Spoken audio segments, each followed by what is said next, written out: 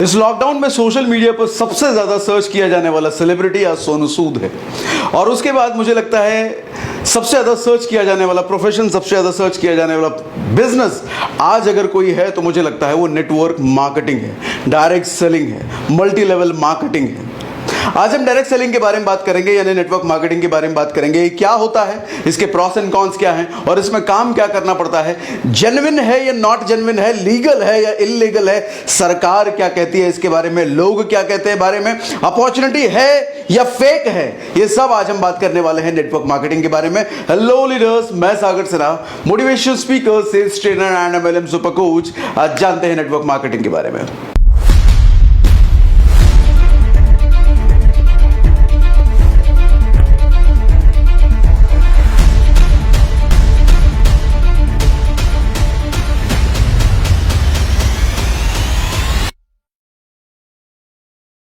Network marketing क्या है, आज सवाल ये नहीं है। आज सवाल ये है कि नेटवर्क मार्केटिंग क्यों करना है। पिछले साल मार्च 2020 से अगस्त 2020 तक 1,07,80,000 लोगों को नौकरियां जा चुकी है और सिर्फ अप्रैल 2021 में यानी कि सिर्फ एक महीने में 55 लाख से ज्यादा लोगों की नौकरियां जा चुकी है। इसमें से सबसे ज्यादा tourism, travel, hospitality, retail, IT, startups में से लोग गए, नौकरियां गई। इन सेक्टर्स में अगर जॉब गई है तो क्यों गई है? क्योंकि इनके बिजनेसेस ठप हो गए, इनके बिजनेसेस को कस्टमर मिलने बंद हो गए, जिसकी वजह से इनका बिजनेस ठप हुआ। जब बिजनेस ठप हुआ तो ये एम्प्लॉइज को सैलरी कहां से देंगे, बंद करना पड़ा। इससे पहले 2007 से 2009 में फाइनेंशियल क्राइसिस के दौरान भारत में लगभग 50 लाख वेतनभोगी कर्मचारियों की नौकरियां भी गई थी। अच्छा, जरा समझते हैं किन सेक्टर्स में बहुत ज्यादा फर्क नहीं पड़ा लॉकडाउन का।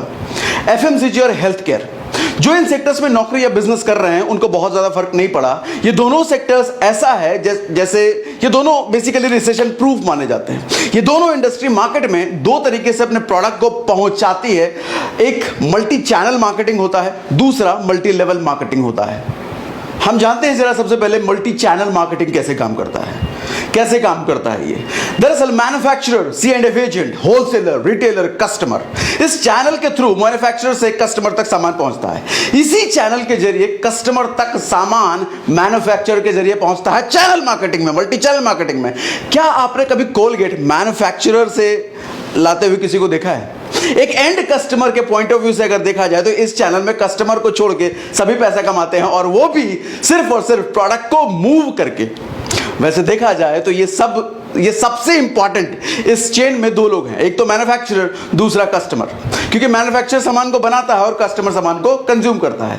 इन बीच वालों का रोल तो सिर्फ इतना है कि ये सामान को मैन्युफैक्चरर से कंज्यूमर तक पहुंचाते हैं। ये बीच का पैसा इतना बड़ा है, शायद आपको सुनकर आपके पैर की जमीन खिसक जाए। एग्जांपल समझाता हूं।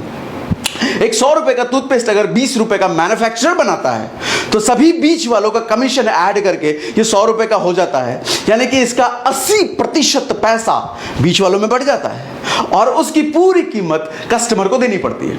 यानी कस्टमर के पैसे से ही चैनल के सभी लोग अमीर होते हैं, मगर कस्टमर कभी अमीर नहीं होता। इन चैनल वालों को अमीर इसलिए मैं कह रहा हूं कि आज तक आपने किसी होलसेलर या डिस्ट्रीब्यूटर को गरीब देखा है क्या? ये सब मोटा पैसा कमाते हैं। और किससे कमाते हैं ये पैसे? मैन्युफैक्चरर से? ना जी ना, ये कमाते हैं कस्टमर से, यानी कि मेरे से और आपसे। 130 करोड़ की आबादी वाला देश में अगर 100 करोड़ लोग भी 100 रुपए वाला टूथपेस्ट खरीदते हैं तो रेवेन्यू जनरेट होता है लगभग 1000 करोड़ का, और उसका 80% यानी 800 करोड़ रुपया सिर्फ सामान पहुंचाने का ये बीच वाले लोग कमाते हैं।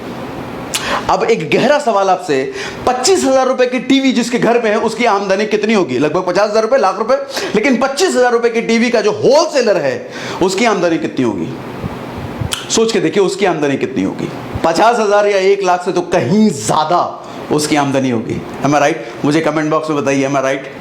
मेरे पूछने का मतलब यह है कि प्रोडक्ट खरीदने वाला कभी अमीर नहीं होता, लेकिन प्रोडक्ट को मूव करने वाले ये होलसेलर, रिटेलर जरूर अमीर हो जाते हैं। अब मेरा सवाल आपसे फिर से है कि अगर आपको प्रोडक्ट को मूव करने जैसी ही आमदनी करने का मौका मिले तो क्या आप करना चाहेंगे? वो भी बिना कोई लाखों करोड़ों के इन्वेस्टमेंट के। अगर आपका जवाब हां है तो आप समझते हैं जरा मल्टी लेवल मार्केटिंग, अदरवाइज ये वीडियो यहीं पर आप बंद करके छोड़ सकते हैं।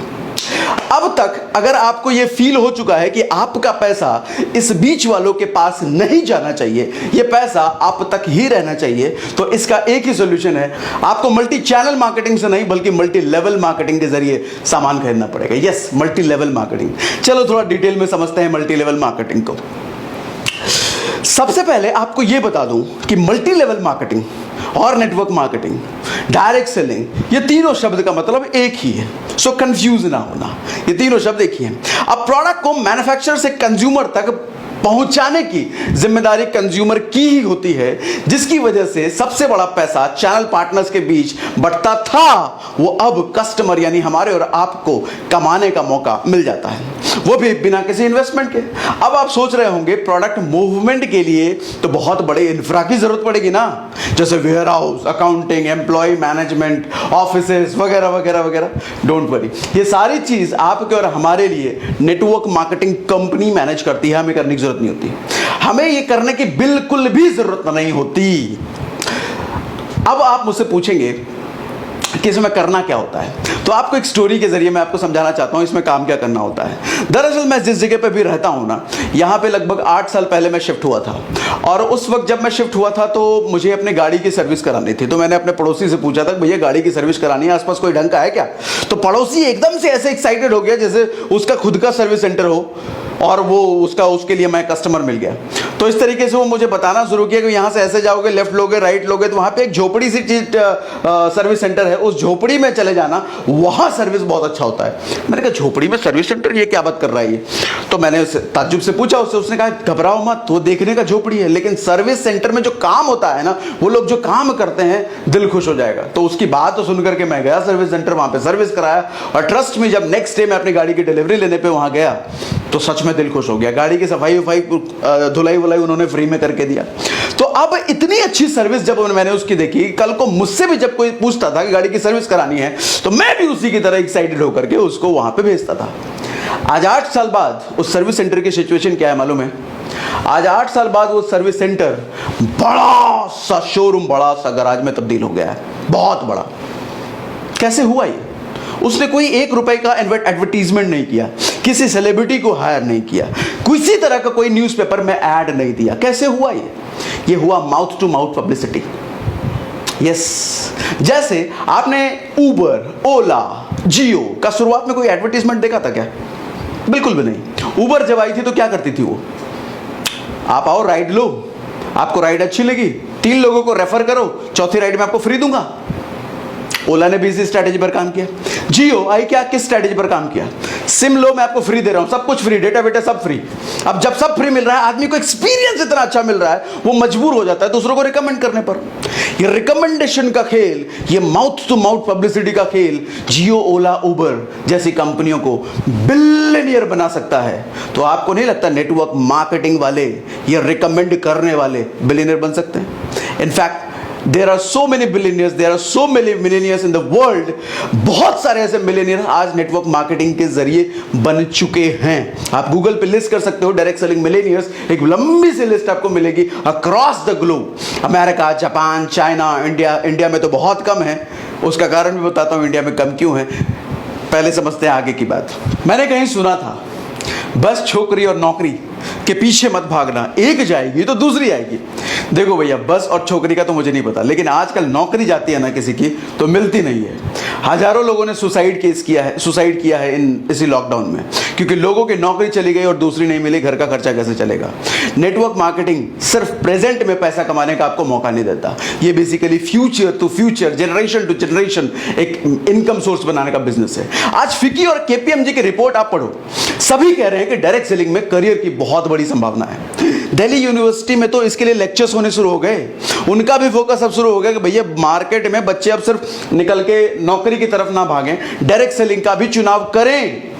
कुछ लोग कहते हैं ये इंडस्ट्री फ्रॉड बहुत हुए इस इंडस्ट्री में।